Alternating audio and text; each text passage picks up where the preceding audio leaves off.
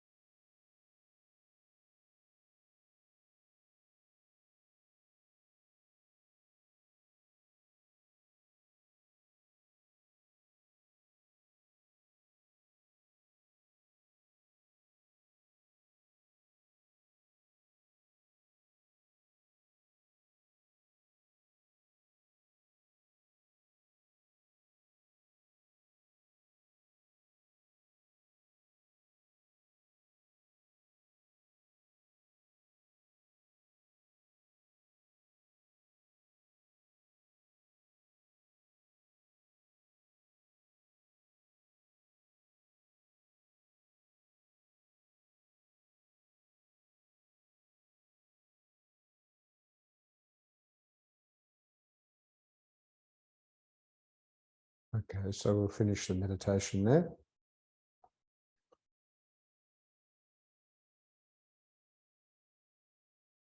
Welcome back. Okay, so from a Buddhist perspective, our mind is the creator of our illness.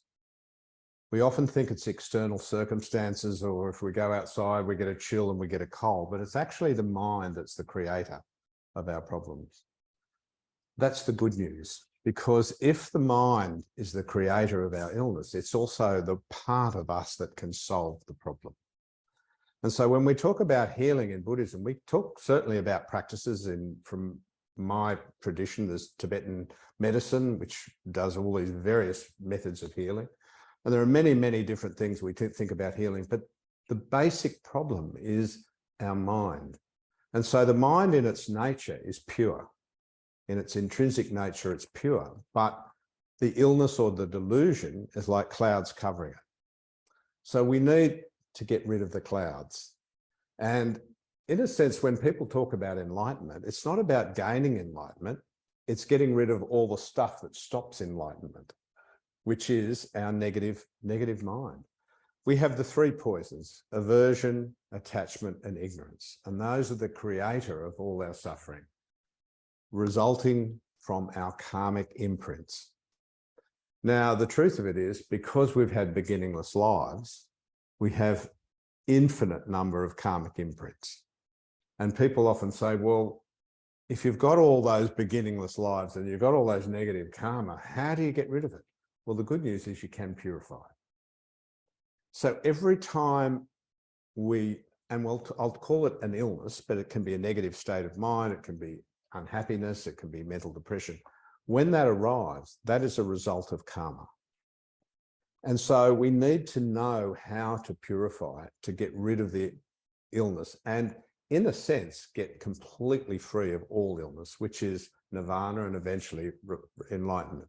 So we need to clear samsara of our negative activities.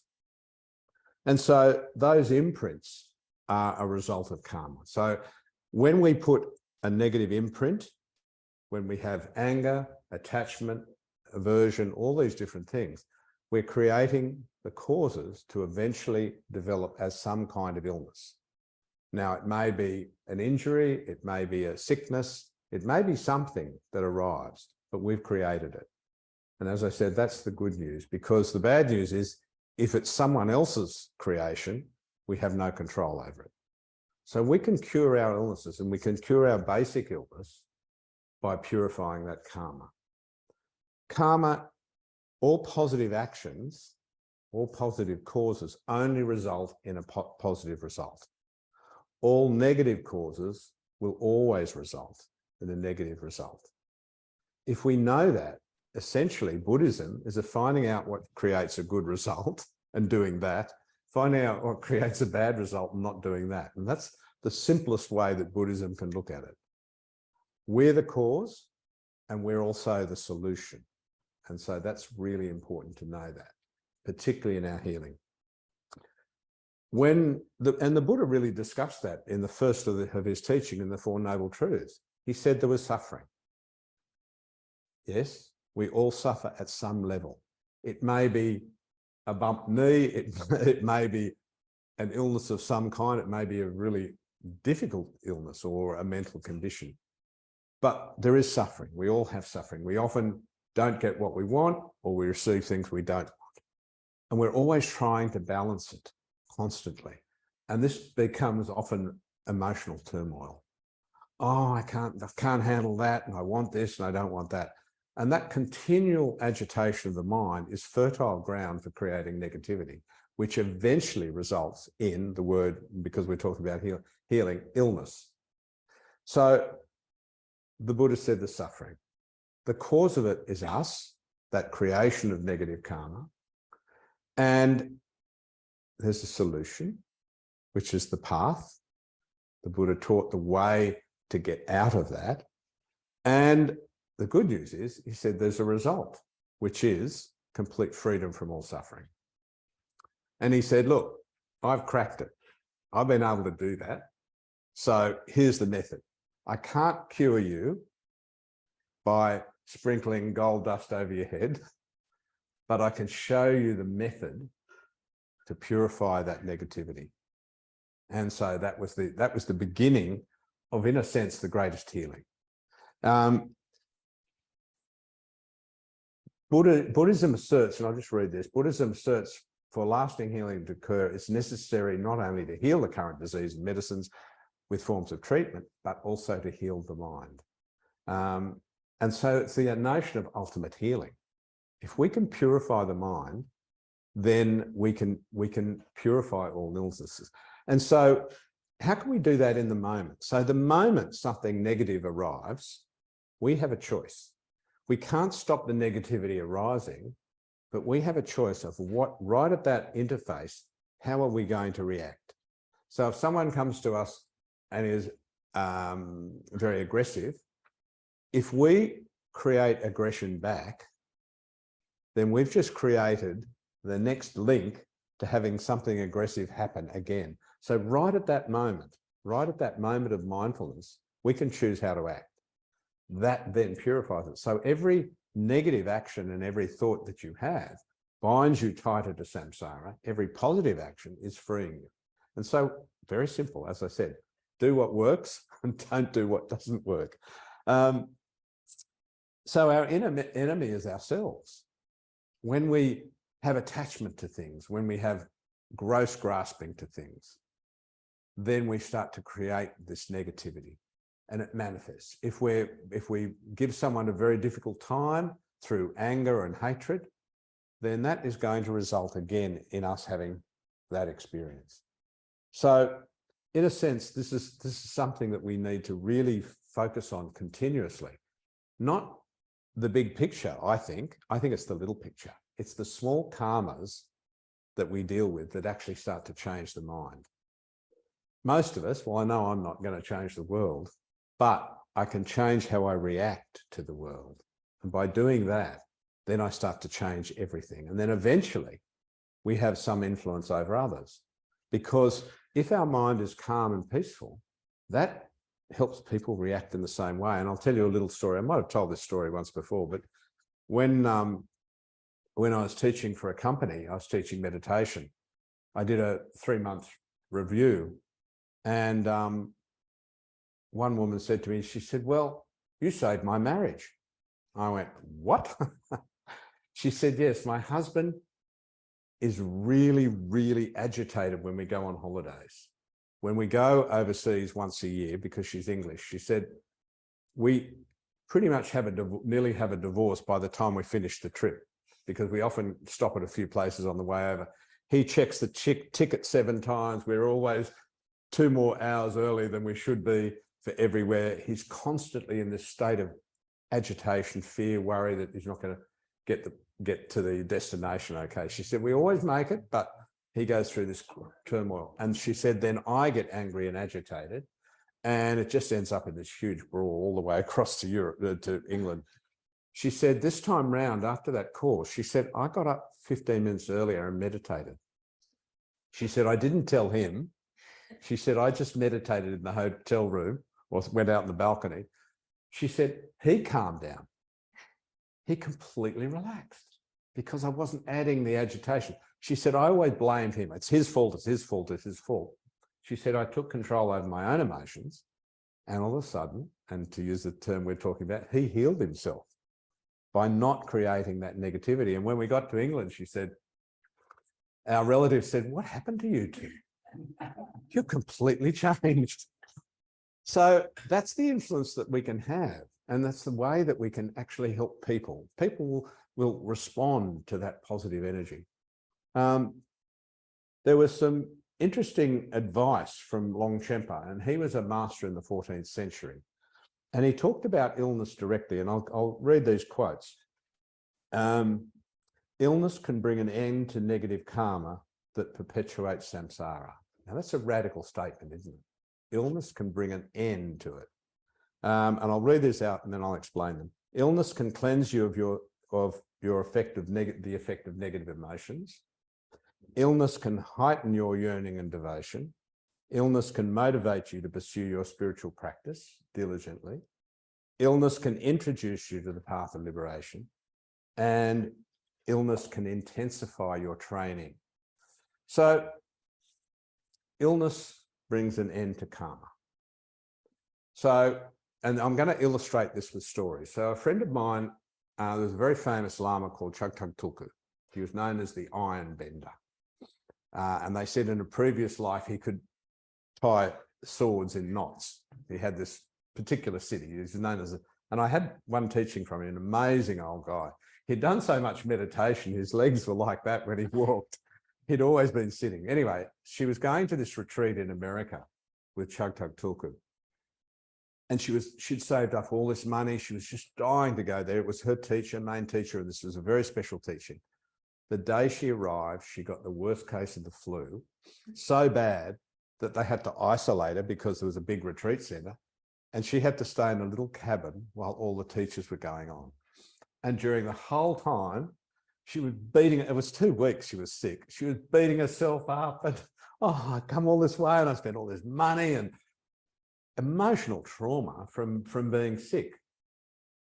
And then on the last day of the teachings, she was allowed to sit in a room and look through a crack in the door, not to contaminate anybody else. And she's sitting there going, "Oh, I've ruined the whole thing." And one of the lamas walked past her, who was there, an attendant to Chagtag Tulku, and he said, You've been very sick. And she was telling me this story directly. And she went, yeah. He said, you're very lucky. We Tibetans see this as a bonus. You have purified so much karma. He said, you should rejoice. And she said, the moment she heard that, she wasn't completely cured, but emotionally, she said she just dropped it. And she had the best day. So out of the whole retreat, maybe she got more than anybody else, but that was her experience. And so she let go the whole anguish. And quite often when we get sick, they call it the two sufferings. The first suffering is getting sick, and the second one's the anguish over the suffering. People that have really purified their mind, they will feel pain, but they won't actually have the second suffering. They don't buy into it. And my teacher, Geshe Loden, would often say, if you receive a terminal diagnosis, he was talking very directly, and you can't do anything about it, in 7 days you are going to die, no doubt whatsoever, you patiently accept. Because mentally, being upset doesn't help. I can almost hear the Dalai Lama saying that too. Doesn't help. It doesn't help. It's not going to cure you. You are then you better start doing something pretty quickly. If you know you've got 7 days, you can become very essential with what you need to do. And again, another story. This is, I was in Melbourne at a retreat, and this happened during the retreat. So about 7 years previously, a friend of mine and a student of Geshe Loden had got a terminal diagnosis of leukemia. But he was a really good practitioner. And he said that when he was sitting in the doctor's surgery and the doctor had done all the tests, he knew something was wrong. The doctor said to him, you are definitely have a very, very bad case of leukemia. The prognosis is not good, but we will do everything we can. And we will try to, give you the chemo. And he said at that moment when he heard it, he just heard Geshe Loden's words saying, patiently accept, patiently accept. And he said, I patiently accepted. And so from that experience, he went through the chemo. He lasted 7 years and the prognosis was 1 year. He embarked on an incredibly powerful practice of meditation with the practices that he had. And he said all the people that he went into chemo with passed away 3 years before he did. And so he practiced and he took instruction from the Lama, and he was in relatively easy health. He wasn't so bad, actually. We saw him at some other retreats. He said, no, I'm doing okay. So his mind was happy. He felt that he had become really essential with his practice. And then there was this retreat we were all on, and we'd heard that he was going to come to the retreat. We went, oh, great, it'd be great to see him. Then we got a message that he wasn't feeling so well, but he was just going to go into hospital for a little while to check up, and he'll come to the retreat a bit later. So we're all great. Then a few days later, he said, actually, I think I'm going to be here a bit longer because my blood count's not very good at all. Then about 2 days after that, and roughly that, he said, okay, friends, this is related back. I'm not coming out. This is the end. I've just been told this is the end. So one of my friends went to visit him. I didn't get a chance. There were not too many people went, but some people that were very close to him. One friend went to him, and he's in the bed and he's doing his practice, and his partner's with her and with him, and she's making sure he's okay. And he says to my friend, he said, look, it's really good to see you, but he said, I've got a lot to do. I'll see you next time, which is a great way of putting it. And he went, okay. And he was really cheerful. He said, no, I've got stuff to do. He said, and I know what the process is. He said, I've spoken to the nurses. He said, in about 12 hours, I'm going to go into a coma, and then my body will break down, and probably a few hours after that, I'll probably pass away. So he knew the whole deal. And there was not this fear or this anguish. He had done everything possible that he could do to heal himself, and he'd done everything possible to ensure that his mind was in the perfect state to pass away. So when Geshe Loden went to see him, he gave him this advice, which I thought was just fantastic. He said, your body is rotten. It's no good, completely rubbish. He said, no good hanging on to it. He said, you think of your next life like a little boy going to the seaside for the first time. He said, get excited about that. He said, because body finished. And that was that. And so about, I think it was about another probably a day and a half later, Geshe Loden said, he said, our friend Arthur has finally passed away. He said, no problem. No problem for Arthur.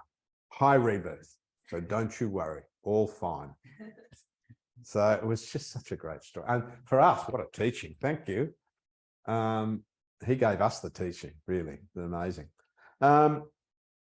So illness brings the end of karma. So when you're sick, that's the finish of that karma.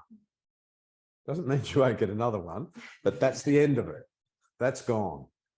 And every mental difficulty, emotional and physical difficulty, when you're experiencing it, that is the result of a karma, and it's the end of a karma. It may have some duration, but it's still the finishing of that. And so we need to be aware that we need to keep that in mind when we're not having a good time in physically or emotionally. Illness can heighten your devotion. And this is what happened with Arthur said that if he hadn't have really had that illness, he wouldn't have become the practitioner that he became. Now, that's an interesting thing, isn't it? Because truthfully, we don't know how much time we've got. That's the big illusion. We think that we're going to go on for ages, but we really don't know. And I've said this to a couple of people in class. I said, at the moment of passing away, it's the quality of your mind at that point.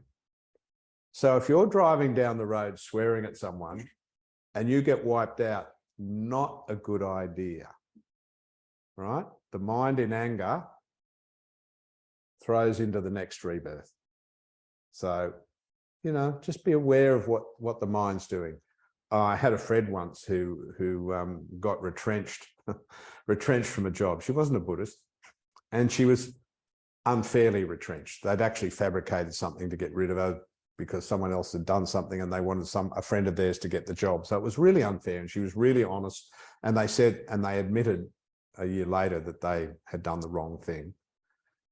But she was really, really angry because she was hurt, because she was really honest and moral in everything that she did. And there she was accused of doing something wrong, and she got fired.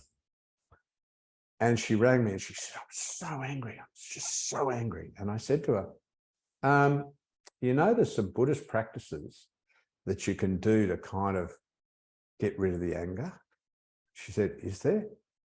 I said, yes. She said, well, can we talk about that in 2 weeks? So she wanted to hang on to our anger for a couple of weeks. She thought that was going to be healthy. And many years later, we talked about it, and she said, yeah, that was really, she wasn't too sharp. Because sometimes we think that having that justifiable anger is a righteous thing to do. No, it doesn't help. We can certainly see wrongdoing and feel, in a sense of injustice towards it, but getting angry is not helping. It just messes with the mind and creates the fertile ground for negative occurrences to happen, for illness to happen in all its forms. So I'm going to read this little story. This is part of Longchenpa's saying to motivate us to do spiritual practice. An example is found in the biography of Chokyi Dolma, a 15th century Buddhist master from southern Tibet. At one point, she was so sick that she almost died. The experience initiated profound reflection, such that after she healed, she decided to renounce and devote her life to Buddhist practice. So she hadn't been that devoted, and all of a sudden she nearly died, and all of a sudden she became essential and went, what do I need to do? And her practice became so powerful. Later, she became renowned for her healing abilities. So the fact that she was sick, she was actually able to help others. And she became fearless in the face of contagious disease. She demonstrated the capacity to perform miracles in ending epidemics. And I'm just going to add another little story to that. In the one of the Mahayana practices, or the Vajrayana practices, there's a practice called Chun. Has anyone heard of the Chun practice? Okay. It's a practice that was developed by Machik Labdron, who was the, and I think I'm correct, who is the consort of Padmasambhava Baba, who brought Vajrayana Buddhism to Tibet. And she developed this practice called Chun practice, which was where you give away everything. And a group of women became, this would have been around about the between 7th and 8th century in India. And Machik Labdron developed this practice of Chun. And these women would go into graveyards and they would summon up demons, and they would then imagine giving everything, their whole body, everything to the demon as an offering. So in other words, complete fearlessness.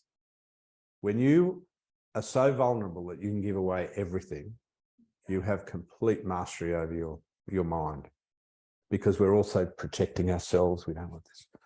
And so these women would go into these charnel grounds where the corpses weren't dug underground. They were sitting around and, and they would sit there and they'd do these practices and then imagine that they were giving their whole body, everything to these demons, completely fearlessly. And guess what? Those women became the women that were invited to look after all the people that had terrible plagues or diseases. They were impervious to illness because they no longer had any attachment to their bodies.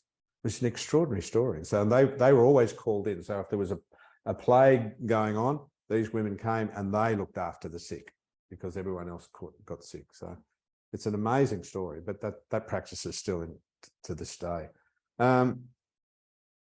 Facing a serious illness can be a radical space where life is reduced to more of the simple things, where we become essential. If we've got a week to live, as I mentioned earlier, we're going to become really essential about how we look after ourselves and how we relate to others. Because quite often we can be frustrated with people or whatever, but if we know that this is our short term on the planet in this life, then we're going to be able to create some positivity at that time. And so that's really important.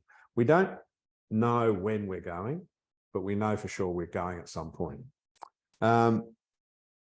Illness can intensify our practice and create the wish to be free of samsara and attain liberation. So when someone's unwell, or they recognize their condition of mental unrest, they want to get rid of it. So ultimately, the getting rid of is getting rid of samsara, attaining complete freedom from all karma. That's the ultimate healing. That's what we really need to go for. Temporal healing, absolutely. If you're sick, get remedies, whatever you need to heal yourself.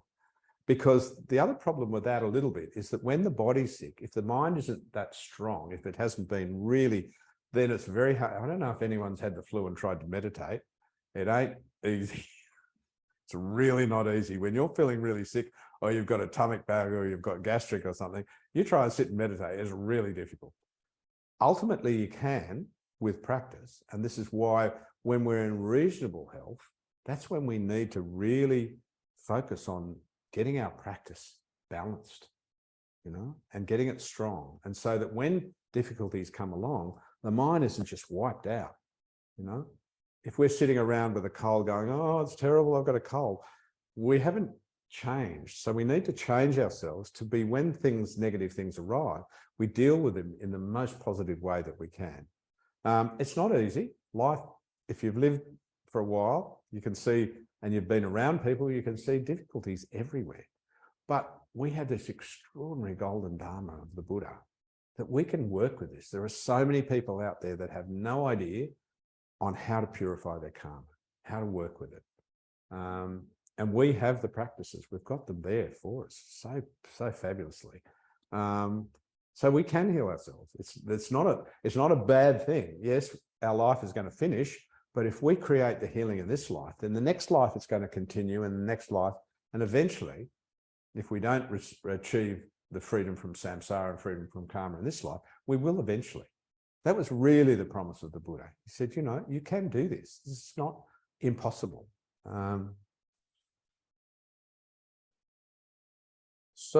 And finally, before we've got a bit more time, I want to talk about compassion. So this is the reflection of firstly recognizing our own discomfort, our own illness, and our lack of healing in many different ways, and then coming to understand and looking outwards, recognizing that so many people are suffering. So many people have difficulties. It's not just us. You know, if we're just centered on, oh, I have problems, I have this problem. Geshe Lalen used to begin some of his talks, really in the early days. I am a lonely person. I have no money. I am not feeling well. My partner has left me. My wife, my husband's left me. My job is gone. This is useless thinking. And then he'd say, throw out like bad socks. In other words, there's no point beating yourself up, which I mentioned earlier, the second suffering. If things aren't going well, find a solution. You either patiently accept or find a solution.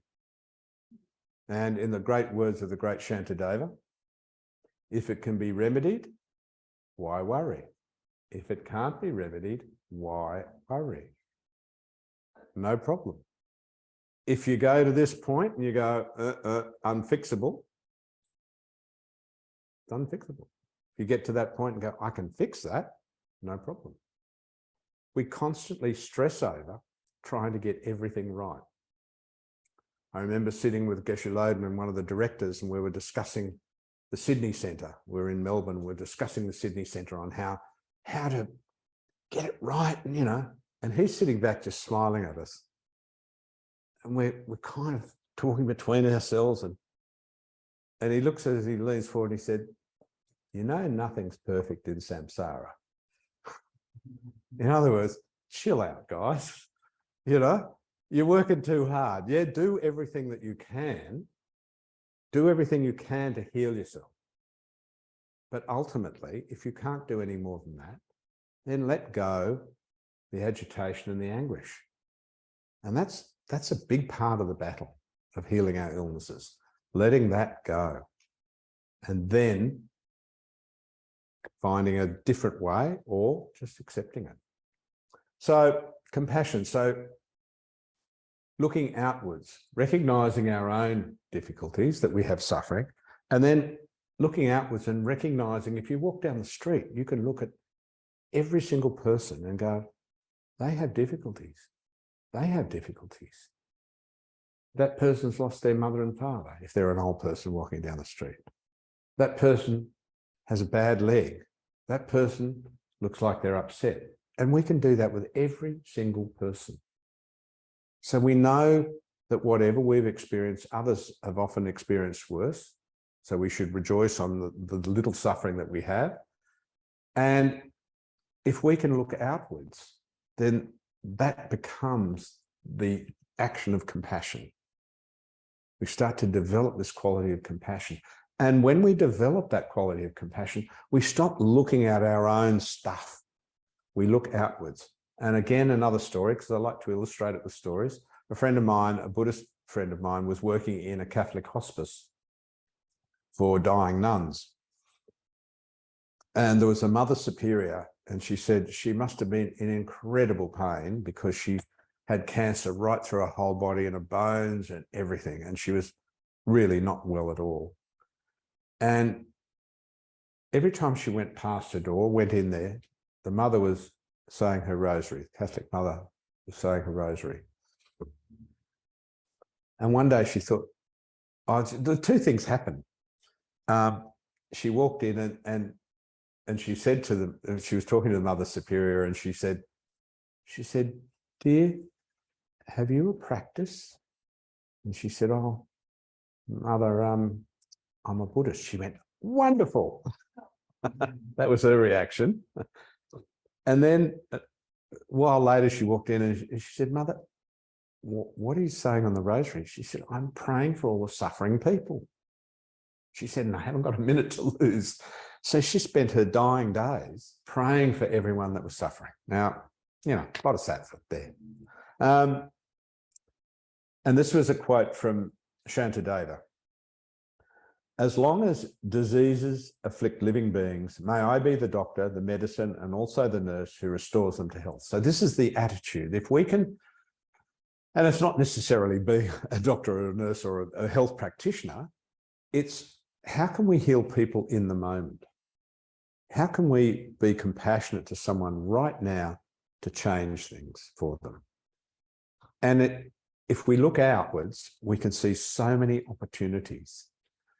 In fact, I saw one tonight right outside there on a side street. I was just looking for a park, and there was an old Muslim woman sitting on the ground next to a shopping thing, and she was just sitting there.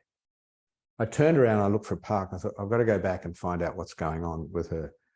But as I did, there was a car beside her talking to her.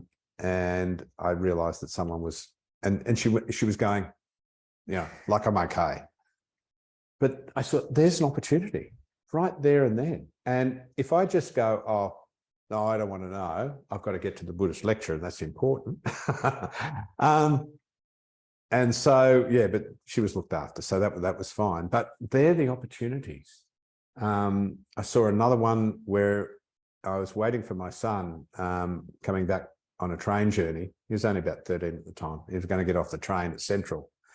And there was an old lady walking along the platform, and she was literally so crippled with her body. She was almost she was in that shape like that. She couldn't look up. She was looking like that. And she was just going along with a walking stick. And I kind of looked at her and I was a bit stunned. And this young guy, he would have been about 17, just in front of me as she walked up, he came over and he said, is there anything I can do for you? So sweet. And she turned around with the biggest grin and said, no, darling, I'm absolutely fine. And I went, wow, that's amazing. She was absolutely fine. And I thought, here she is in this crippled body, but the smile lit up the platform. And I thought, that's an example, firstly, of his compassion, being able to recognize something. I didn't jump up. I'm looking at it going, oh, wow, she's having it tough. Here's this young guy doing it. And then her reaction, and he just walked away smiling. So there was a healing in itself from his own compassion for this interchange. And they're the things that we need to be able to look out for in terms of healing others. What opportunity can we have? However, you must not have idiot compassion. Now, idiot compassion is where you see a little old lady on the side of the street and you decide to take her across the street and she doesn't want to go. And I told this to a group one time, and this guy said, I did that. He said, I grabbed this old lady to take her across the road and she started hitting me with an umbrella saying, I'm not going across the street, I'm just standing here. So we need to have some wisdom coupled with our healing and our help. And the other side of it too is I was in Paddington one time and I'm walking along the street, and you may have heard this story too. And there was a blind girl walking along and she rocked a package. Well, guess who picks the package up and holds it in front of her? She's blind. I went, oh, here it is. And she grabbed my arm. She said, do you understand that blind people can't see what you're doing? Because she went down to pick up the package, you see, and I'm picking it up for her. She said, just say, I'm picking up the package for you. But great. I got that lesson. That was fantastic. I didn't realize, and you don't realize when you've got full faculties, you don't realize that you should have a little more wisdom. So you need, before you act sometimes, and maybe not act sometimes, you need to have that wisdom. And every situation that you do, in a sense, by helping others, you're healing yourself as well. And they also recognize that compassion. And those things can get passed on. People can change in a moment. You give someone an act of compassion completely freely with no desire for anything else, that may change them completely. And I saw this happen one time. I was in a retreat in the North Coast, and it was the beginning of a retreat. And there was a beautiful altar laid out. The Lama had laid the altar out, and we're just standing in this hall at night. It was summertime, and this guy was standing there, and he went squash with the mosquito. And totally spontaneously, I turned to him and I said, and I wasn't aggressive. I just said, "Don't do that." He said, "What?" I said, "They don't want to lose their lives." And he looked at me and he went, and he just stopped. He didn't say anything else. The next day he came up to me, he said, "Man," he said, "I thought about that all night." He said, "You are so right. Thank you." Now, I hadn't planned it. I just kind of blurted it out because it kind of upset me to see a sentient being squashed. I said, "You can wear a repellent, scare them off." And he went, "Yeah, no, I got it." He said, "Thank you." And I thought, wow, that's a moment. But I got that from my 7-year-old many, many years before, who, because we'd trained him not to kill anything, he was outside our property in Bowral, and one of his friends was stomping on ants. And I heard my son say, "Oh, don't do that. They don't want to die." And the little kid stopped. It's such a clear recognition of compassion for another being. Their most precious thing is their life. Our most precious thing is our life. And so we actually don't want to create that karma for ourselves, but we're also helping others to recognize that. Or the time that I'm doing a massage at a Jewish household, where there's a cockroach running across the floor and the husband's about to step on it, and his wife says, "Don't do that. Rod will put it outside. He's a Buddhist." So I had to pick up the cockroach and take him outside. Or I had no choice. But that's the impact that we can have on other people. And so, in a sense, that's freeing them too. Her making that decision will result in a positive result at some time in her life. And that's the way that we're cleansing ourselves completely of all illness and suffering. Okay.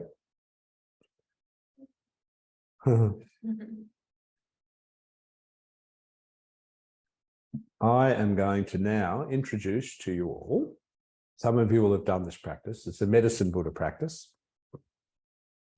And it's a guided visualization. I will get my notes just in case I forget. So this practice is known as the 3 nectars. And there are 3 nectars that we visualize. And the thing about this practice is that we visualize it, but we also feel it. So you have to actually feel it in your body. So you embody this whole practice, not just with the mind, but the whole experience of this practice. We can do it for ourselves, which we're going to do tonight, but you can do it for somebody else. You can do this visualized practice for somebody else that's unwell, and you can change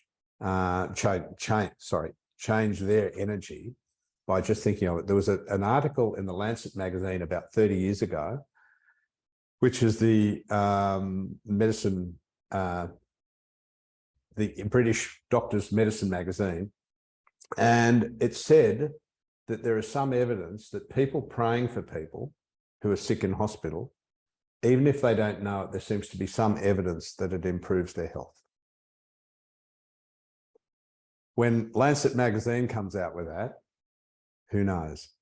It certainly can't help. But when you send positive energy to somebody, something changes. And I have actually proof of that. At a course that I was doing, there was a meditation on compassion. And it was a group of women at this talk that I was giving.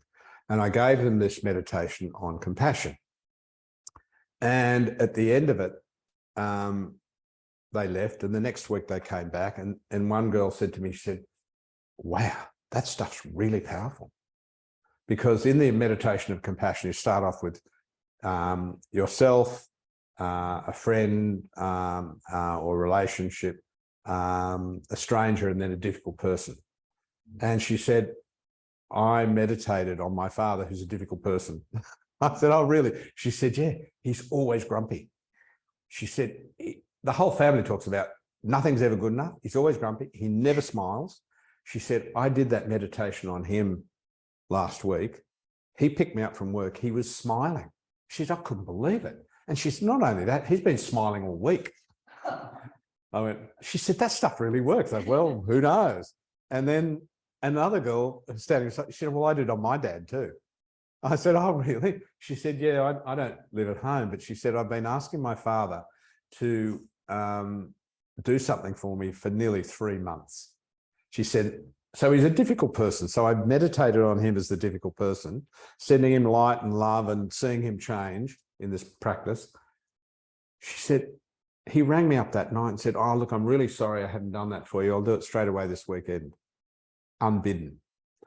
So anecdotal evidence, as one doctor said, anecdotal evidence is the most reliable evidence you can have. Okay, so this practice. All right, so relax completely. And we'll just begin with just a little bit of breathing meditation.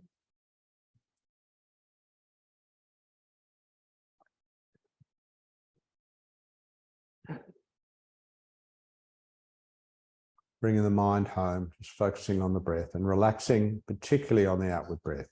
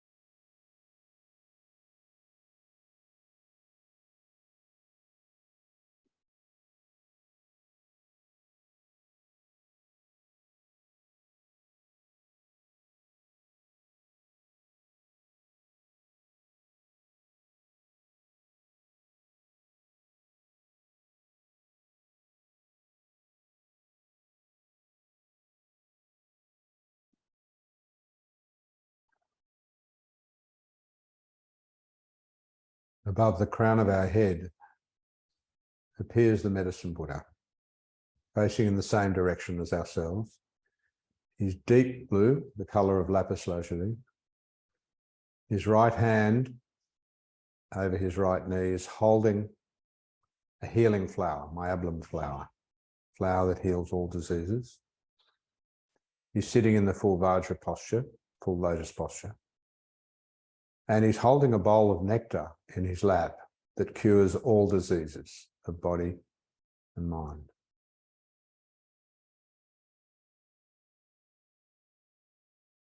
So really feel this energy of the medicine Buddha above you, streaming out from his body in all directions, a rays of pure white light,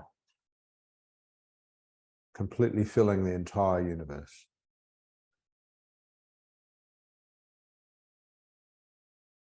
Medicine Buddha represents the embodiment of all healing energy of the entire universe.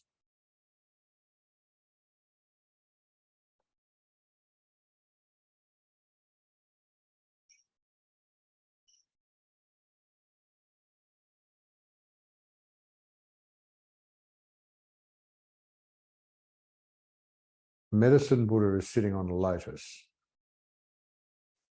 And the stem of the lotus touches our crown. And again, visualize it, but feel it. Feel this experience, just this lotus touching our crown, the stem of the lotus.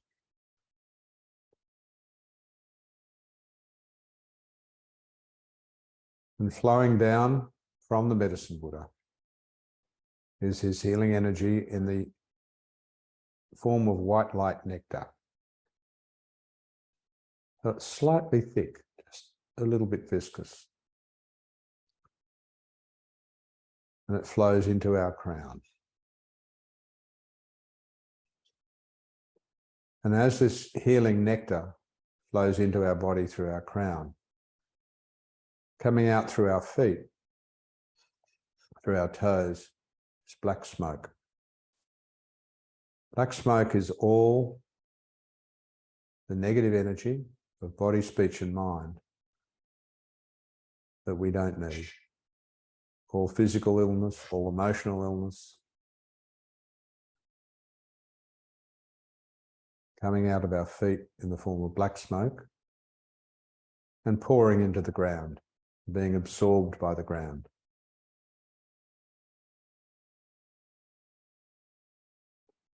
And gradually feel this nectar moving down through our head, purifying all the tissue, all the emotions, moving down through our head and face, into our neck,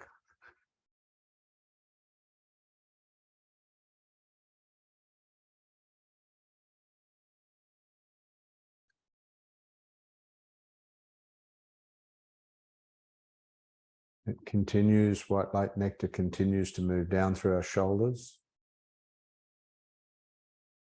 and flow into our arms, our upper arms.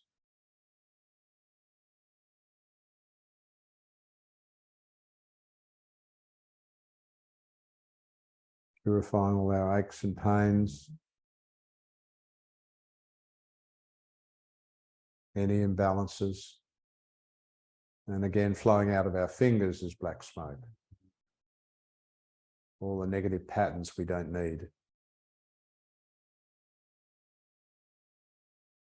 The nectar continues to flow down our upper arms into our elbows.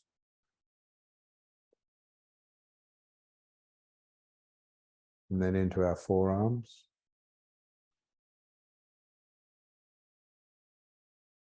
Completely filling our arms down to the wrists.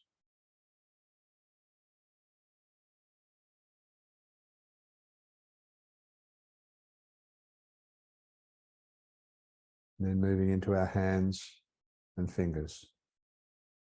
There's now a flow from the medicine Buddha down through our head, down through our shoulders, relaxing all the tissues, all the muscles, repairing any damage. And that damage flows out of our fingertips in the form of black smoke.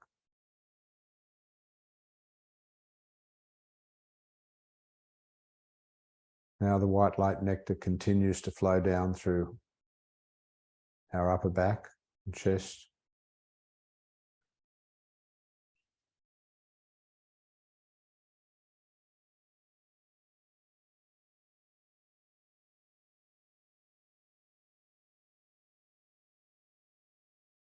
Moving down through our back,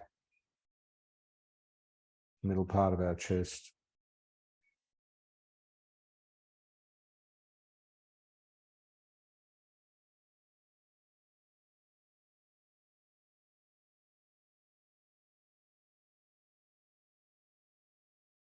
Continuing down through our diaphragm, our lower back, into our abdomen. So the whole torso now is completely filled with white light nectar.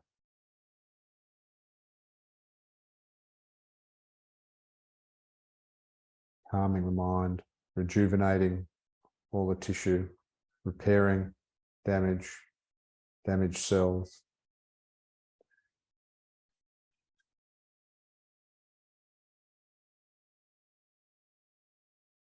The nectar now continues down through the lower part of the body, the pelvis.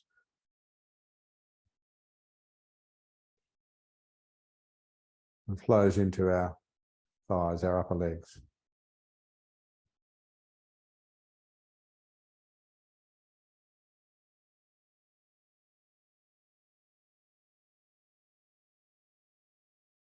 Black smoke still continuing to pour out of our feet and being swallowed by the earth element.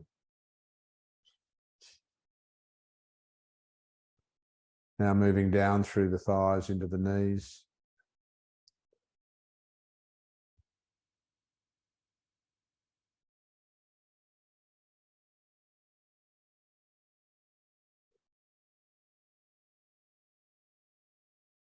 And now down through our calves.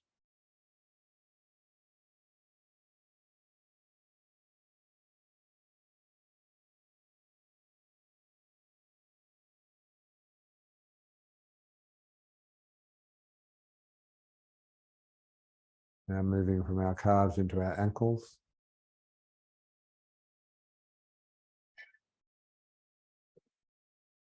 Down into our feet. And finally our toes. So there's now a continuous flow, a gentle flow of white light nectar coming from the medicine Buddha down the stem of the lotus into our crown and flowing through our whole body. This gentle movement of white light nectar, purifying everything we don't need, removing all imbalances, all impurities from the body, purifying the mind, calming the mind.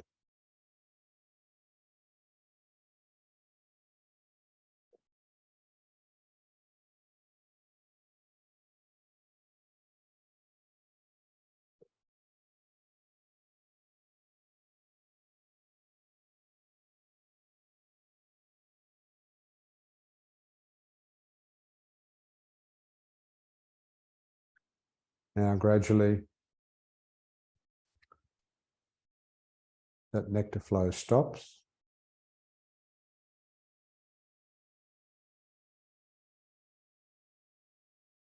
And the second nectar flow is about to begin. This time, the nectar starts from the toes up, it's like filling up a milk bottle.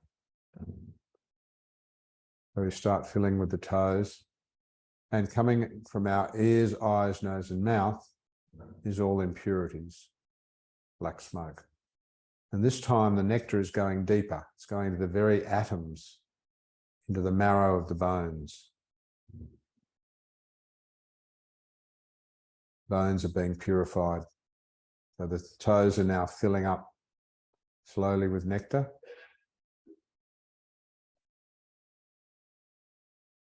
And then the feet, the bones of the feet.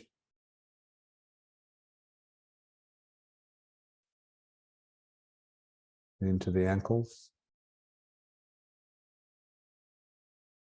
And filling up the lower leg, and particularly the bones and the marrow of the lower leg.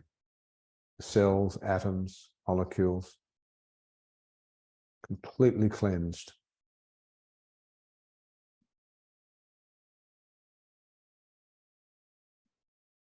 Flowing up through now from our calves and lower leg into our knees.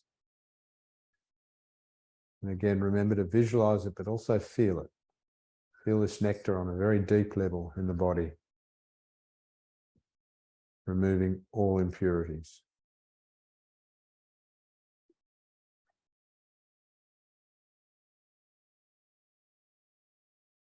Now moving up through the thighs.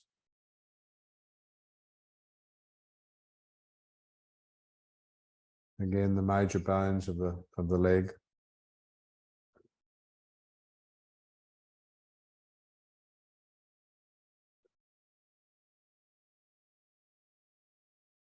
Into the bones of the pelvis and the hips.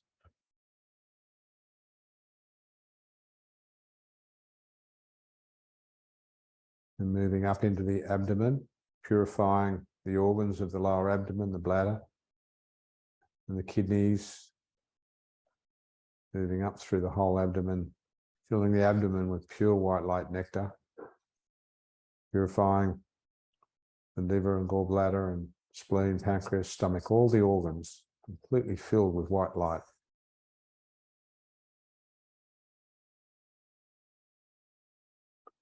Now filling up through the diaphragm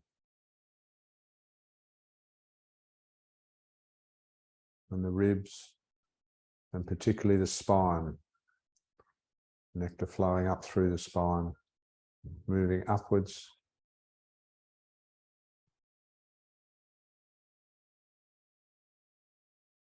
the middle chest, upper back, and upper chest.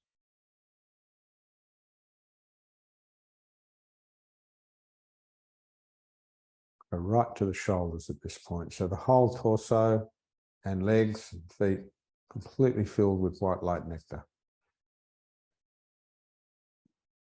Now the nectar continues to flow down into the fingertips and fill from the hands,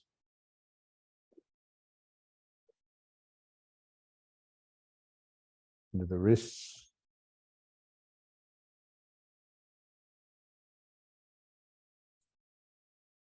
into the forearms, and again remember into the bones and the marrow of the bones, all the blood cells, everything cleansed. Into the elbows,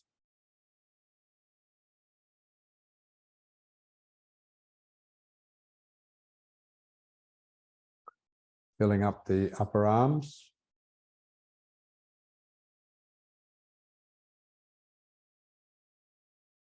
so the whole body from the neck down is completely filled with nectar, white light nectar. Moving up into the neck, the throat, all the vertebrae of the neck, the jaw, mouth, tongue, ears, nose, eyes, finally the brain. So the whole body now completely filled with nectar. The black smoke is finished. And there's a continuous flow from the nectar touching the toes and the fingertips and flowing back out and just bubbling out the top of our crown like white curd. And feel that the whole body now has been completely purified of all negative imprints, of all illness, physical, emotional, mental illness, all gone.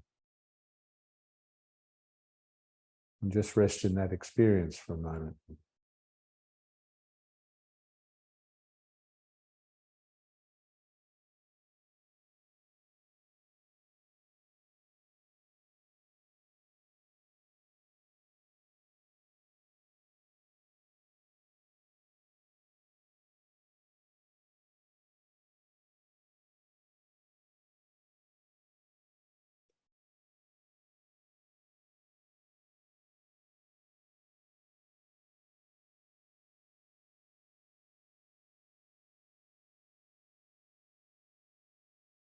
And now that nectar flow finishes.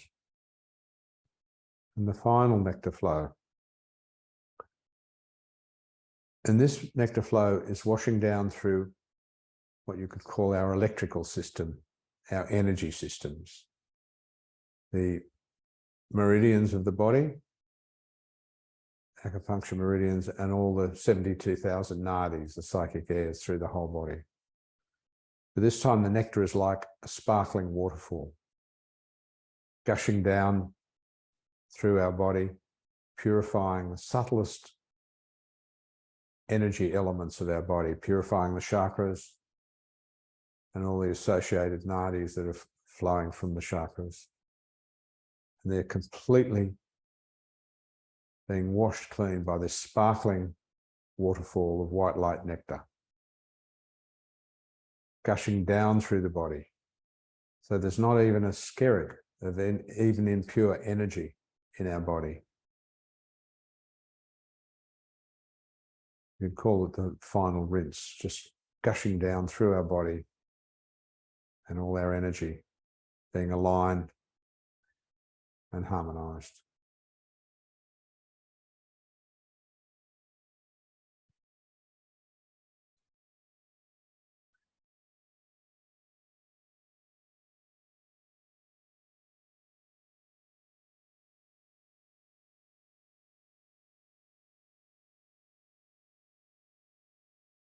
Now, gradually as that's happening,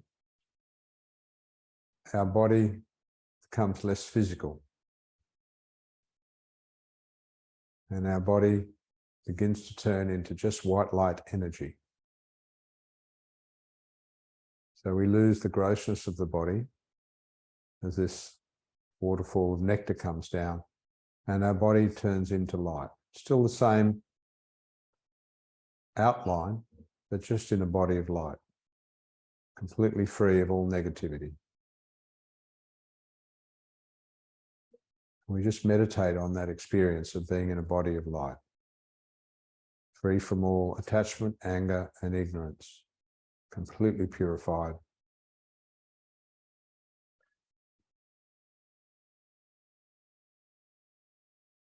Just meditate on that body of our body of light.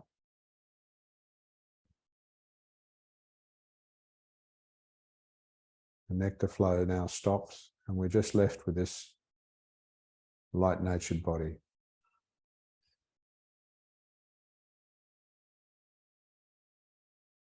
Completely at peace.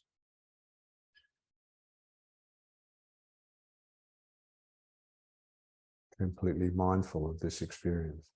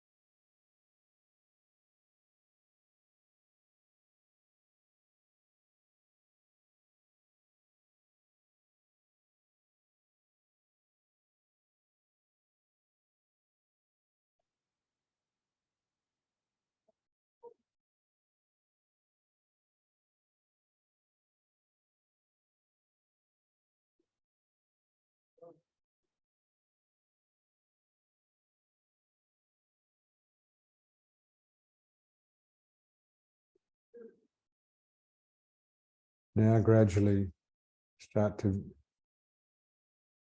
come back into our bodies again. Our bodies become more solid.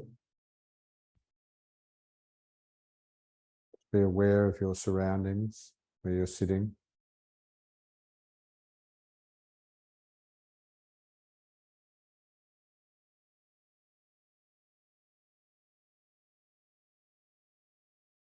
And then just return your attention to breathing meditation. Just bring the mind in and focus on the breath. The body's now become solid again. And we just, all that's occurring is the breath coming in and going out. Nothing else occurring to the mind.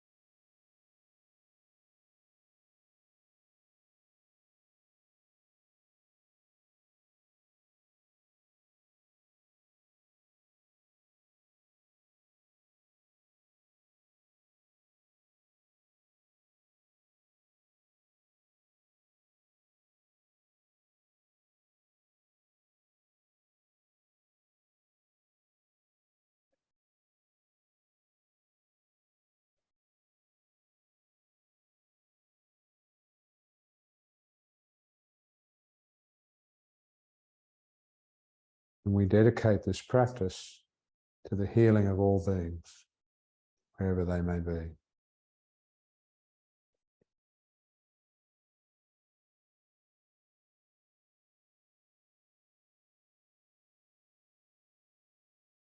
And we'll finish the meditation there. When you're ready, open your eyes.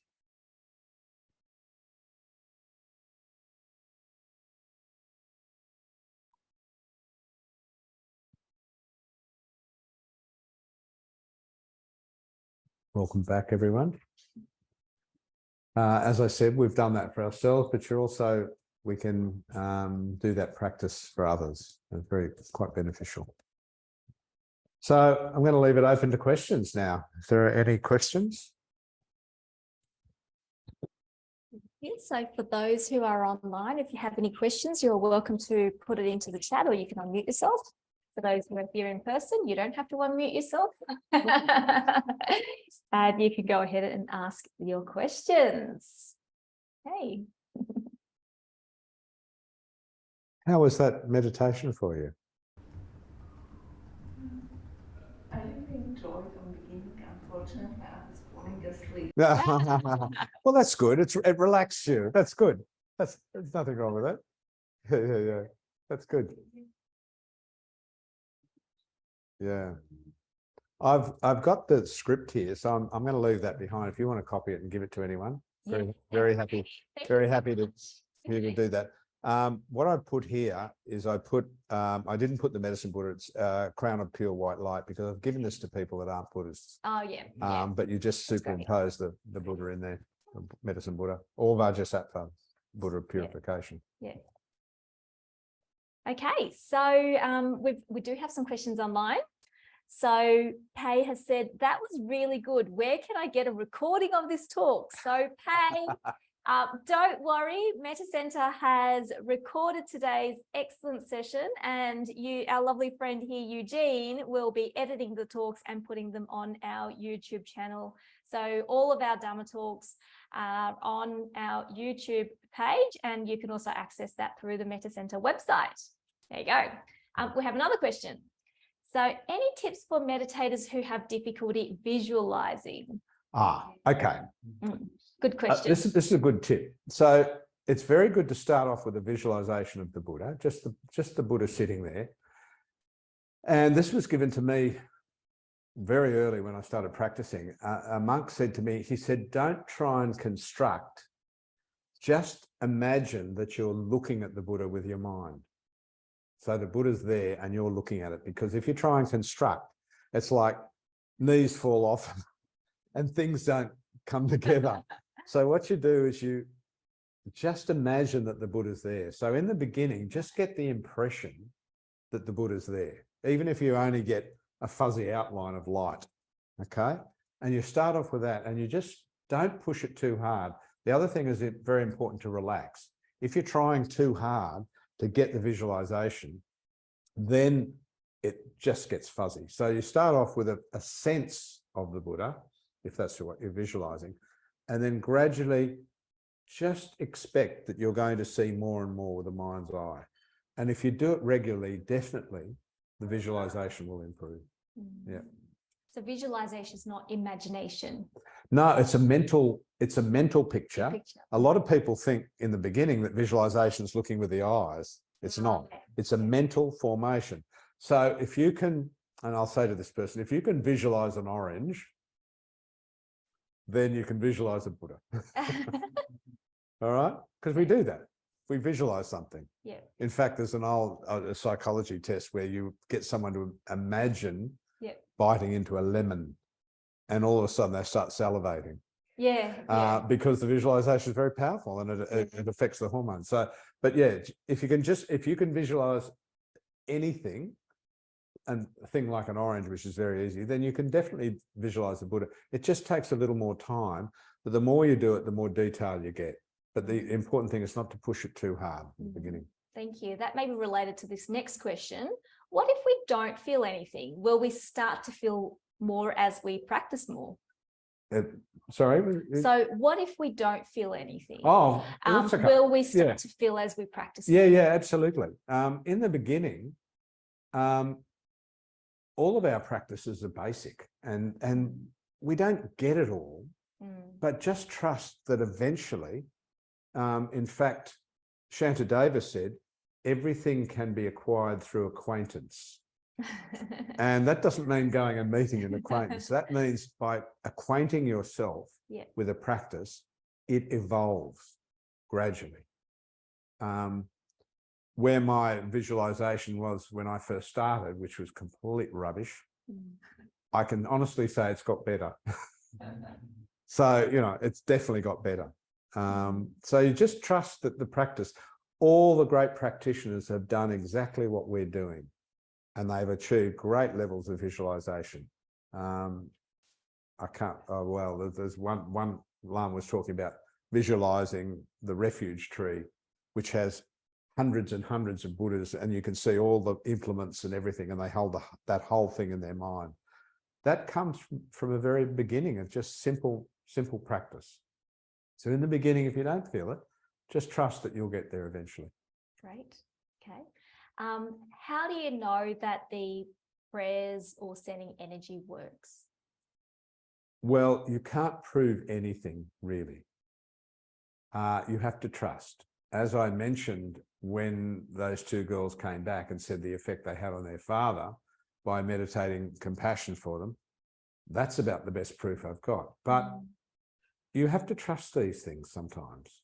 And you can't necessarily know that your prayers and things aren't working. All the religions of the world pray for people. It's a part of a natural condition of humans. And I believe the Buddhist prayers are very powerful.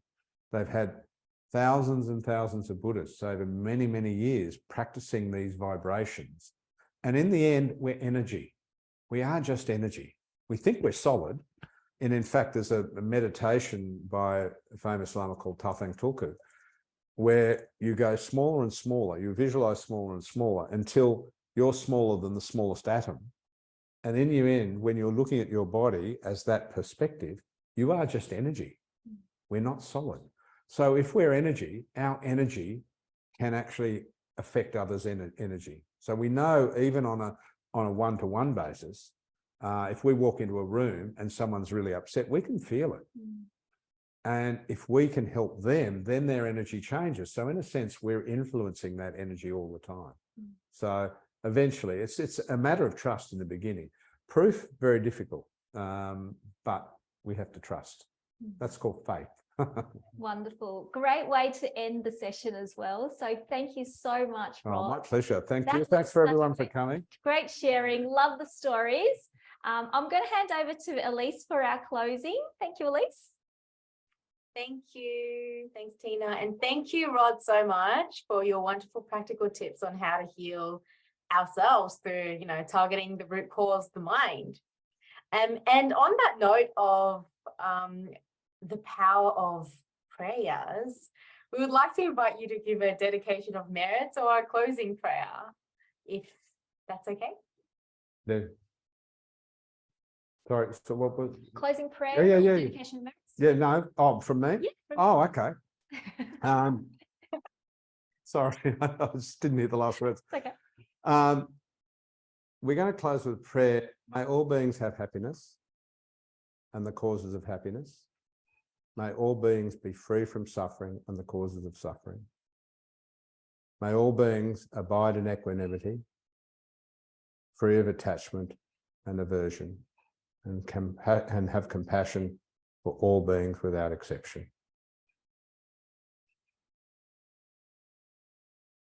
Thank you. Thanks, everyone. Thank you. Thank you so much. There's the people there. Hi. There you go.